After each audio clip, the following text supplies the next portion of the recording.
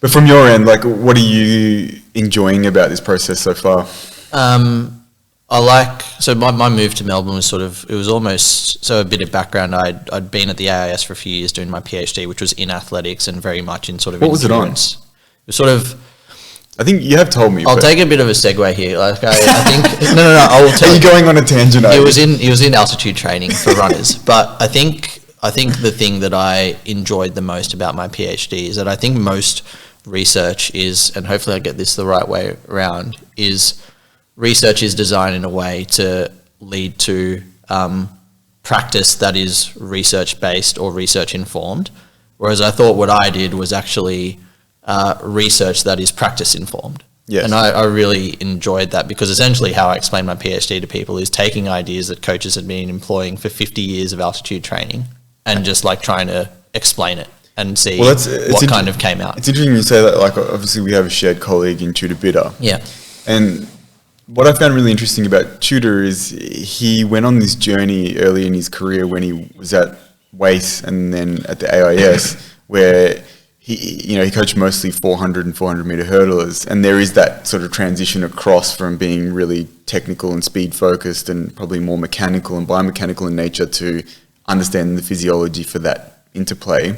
And he said, like, one of the first things that when he did have access to these services was asking the physiologist, all right, tell me what this session actually does, because I think it does this, but I don't know that it does that. And then they'd measure and he goes, like, it doesn't do anything like what you think it does.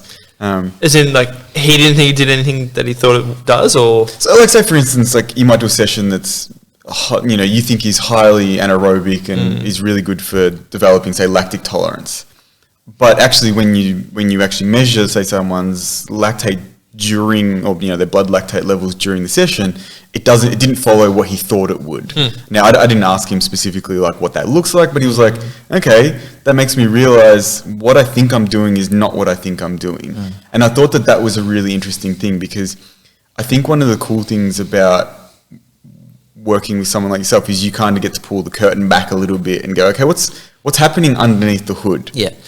Well, actually, on that question, something that I'm interested to know is what does a typical day look like for you working with in athletics? Yeah, just on that point, and I'll get to the day, like what my day looks like, is that I just like the problem solving element of what I do, and it literally is like, so most of my job really is essentially quality assuring training programs is how I would describe it. So where I think I can be most effective and where I try and steer my job is away from the stuff that's like, oh, Avish, like how much time should my athletes spend in an ice bath, or like what altitude training intervention should they do? Like that's all relevant and it'll come at some point, but most of it I think should be like, okay, I'm thinking about prescribing this week and this for the next month. Like what does that look like? These are the goals, these are the races and all that. So it's really, I think, mostly around training program design. And so with that as like sort of the core goal, a day could look like, a series of catch-ups with coaches, like checking in on athletes in the gym, doing some reading or whatever, just to, if there's a curly question that's come through and I don't know the answer, I've obviously got to go try and find it.